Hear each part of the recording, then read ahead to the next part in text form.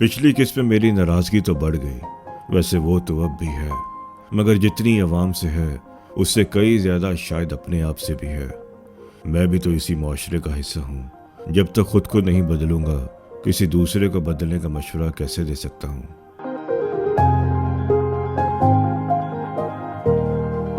बस अगर गौर करो तो आपके दिल में भी वही सोच आएगी जो मेरी हालत थी, और हम सब हालात और वाक़ियात को बदलने की सलाहियत रखते हैं। बस थोड़ा ध्यान देने की ज़रूरत है।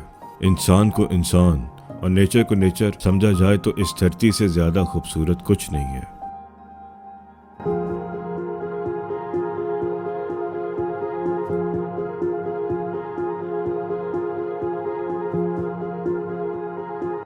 फिर हुआ यूं कि उसी टूटे फूटे दिल के साथ बड़ा पानी के मकाम पर बैठकर, नहीं सॉरी, बड़ा पानी से कई फुट दूर किसी होटल की ढेर सारी सूखी घास पर रखी गई कुर्सियों पर बैठकर हमने चाय पी और गम गारत किया। फिर स्कर्दू की तरफ रवाना हो गए।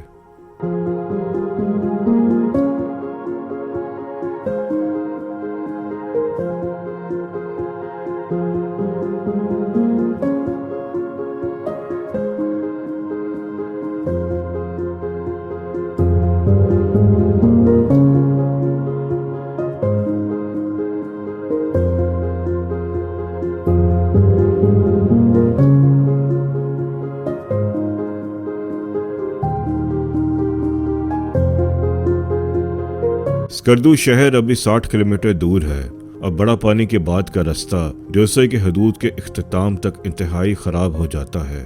लेकिन धूल, मिट्टी और आलूदगी के बावजूद भी ये हिस्सा अजीब दिलकश नज़ारे पेश करता है।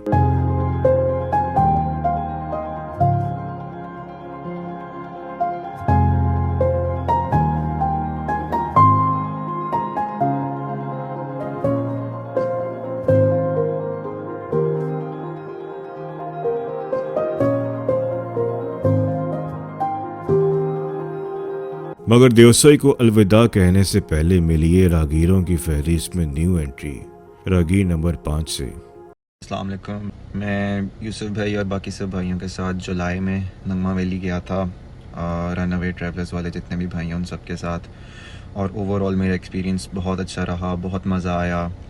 इतनी लंबी ट्रैकिंग हमने की लेकिन वो ट्रैकिंग बहुत मज़ेदार और इंटरटेनिंग हो गई थी क्योंकि बहुत अच्छी कंपनी हमारे साथ थी।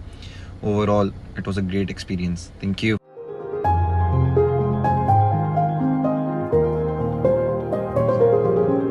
मोमिन Naveed, lawyer to be the young boy, और हमारे साथ पहली दफ़ा ऐसे टूर पर आए हैं तो कुछ खातिरदारी भी की, मगर सबसे छोटा होने के बाइस ज़्यादातर उससे खातिर खा करवाई गई।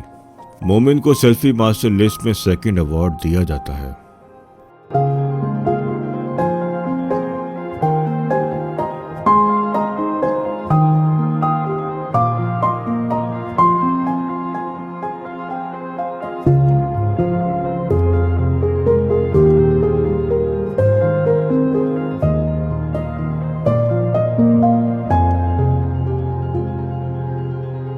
स्कर्दू की तरफ ड्योसई के आखिरी मकाम पर पहुंचकर चंद वक्फे की ब्रेक लगाई और यहीं से क्रूजर में खुला पेट्रोल डलवा कर ड्योसई से नीचे उतरने लगे।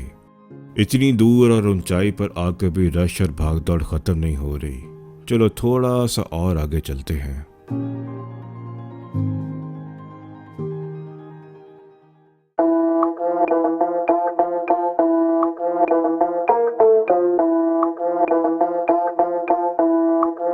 उतराई पर कुछ पॉइंट ऐसे हैं जहां फोल्डो की जरूरत पड़ती ही है, मगर खतरनाक नहीं है। वैसे फोल्डो में गाड़ी चलाने का मजा ही बहुत है।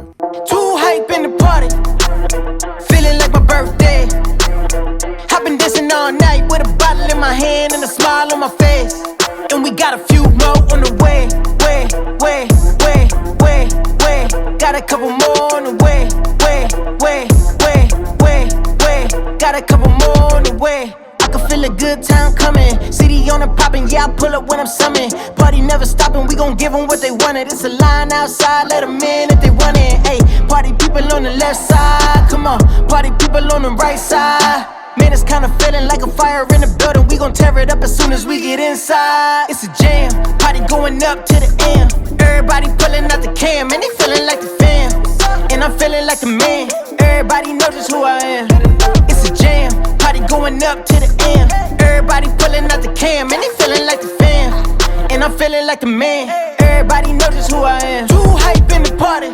Too hype. Feeling like my birthday. Feeling like my birthday. I've been dancing all night with a bottle in my hand and a smile on my face. Big smile. And we got a few more on the way. Way. Got a couple more on the way. Way.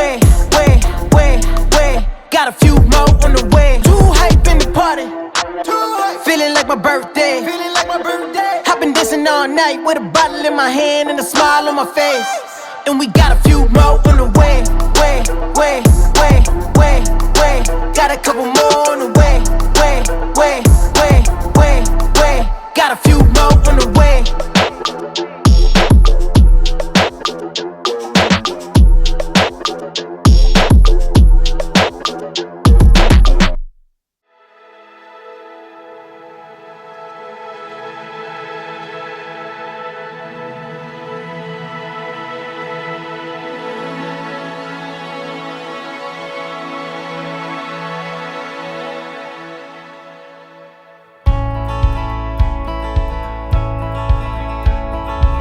इस बल खाती हुई उतराई पर आहिस्ता आहिस्ता हम नीचे देवसाई के लिए स्कर्दू एंट्री पॉइंट पर उतर आए और अब अगला मरहला अच्छी रोटी खाना और रहने के लिए होटल की तलाश है।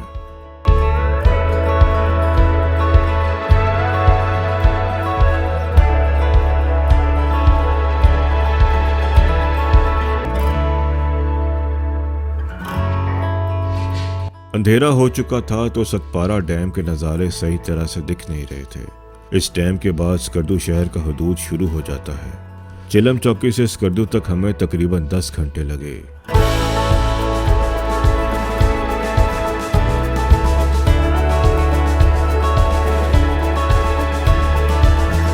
शहर के अंदर दाखिल हुए तो आगा हादी चौक से होते हुए फूड कॉरिडोर नामी जगह नजर आई। इसका जिक्र सुन रखा था तो खाना खाने यहीं बैठ गए। यहाँ 3-4 किस्म के रेस्टोरेंट हैं।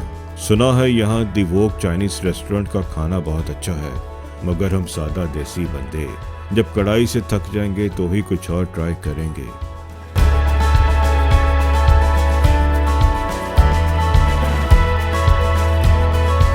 यहाँ ऑर्डर करने के बाद ऑनलाइन होटल्स की तलाश शुरू कर दी। 2-4 नंबर्स घुमाने के बाद एक अपार्टमेंट नुमा होटल मिल गया। इतनी ही देर में खाना आ गया जो कि बड़े मजे का था, तो बस खाना खाया और होटल की तरफ चल दिए। स्कर्दू की पतली गलियों में घुसकर हमें होटल मिल गया जिसका नाम अपवे गेस्ट हाउस है। अपर पोर्शन पर मौजूद 2 कमरे, लाउंज और किचन वाला अपार्टमेंट हमें 9,000 में मिला। सोचा कि सुकून की नींद सोएंगे, मगर यहाँ का माहौल ही कुछ और था। जो शख्स यहाँ हमें डील कर रहा था उसकी भी कोई अलग ही कहानी थी। थोड़ी देर बाद ऊपर आ जाता और कहता कि बिल्कुल भी शोर नहीं करना, टेरेस पे भी नहीं बैठना। अंदर लाउंज में बैठकर भी हमें आहिस्ता से बात करने पे मजबूर कर रहा था कि यहाँ गोलियाँ चल जाएंगी। भाई ठीक है, एक दफ़ा बता दिया, हम हर किसी की रेस्पेक्ट करने वाले लोग हैं, बार बार दिमाग क्यों खा रहे हो। और दूसरा मसला ये कि उसने जिद लगाई हुई थी कि सुबह 10 बजे हर हाल में चेकआउट करना है, हमने होटल बंद करना है। हमारा कल का सफ़र छोटा और इजी था। सोचा हुआ था कि आराम से 12-1 बजे नींदें पूरी करके निकलेंगे, क्योंकि असल मंजिल का सफ़र तो वहाँ से शुरू होना है। मगर उस भाई ने सांस ही नहीं लेने दिया। खैर कोई बात नहीं, वो भी मजबूर ही लग रहा था।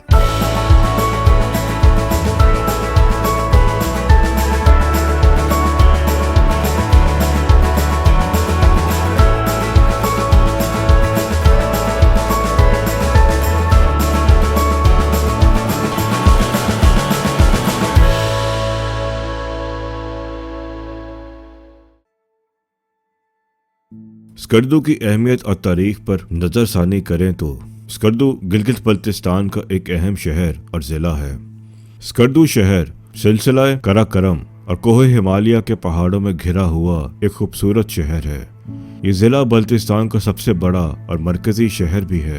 यहाँ बसने वाले लोग बल्ती ज़ुबान बोलते हैं, जो तिब्ती ज़ुबान की एक शाख है। बल्ती के अलावा शीना ज़ुबान बोलने वाले लोग भी बड़ी तादाद में आबाद हैं। स्कर्दू शहर की आबादी तकरीबन 2.5 लाख करीब है।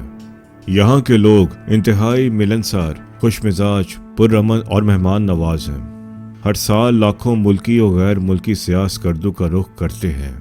यहाँ के खूबसूरत मकामात में देवसाई, शंग्रीला झील, सतपारा झील, अपर कचूरा झील, मंथोका वाटरफॉल और कोल्ड डेजर्ट वगैरह शामिल हैं। इनके अलावा और बेशुमार इलाके हैं जिनके नाम बताना शुरू करूं तो ये किस्त ख़त्म ही नहीं होगी। ये एरिया इतना बड़ा और वादियों से भरा है कि एक टूर तो क्या, अब 10 टूर्स में भी मुकम्मल कर लें तो बड़ी बात है।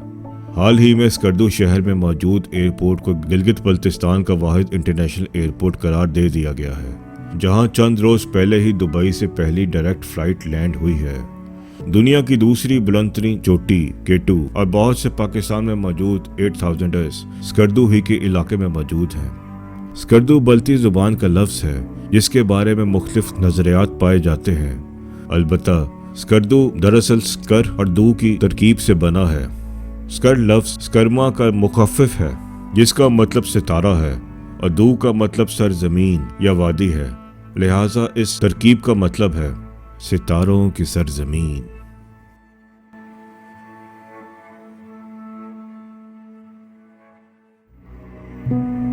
मैं परवेज़ इकबाल का बेटा यूसुफ और ये आसमानी और ज़मीनी सितारों भरी सरजमीन आपको खुशामदीद कहती है।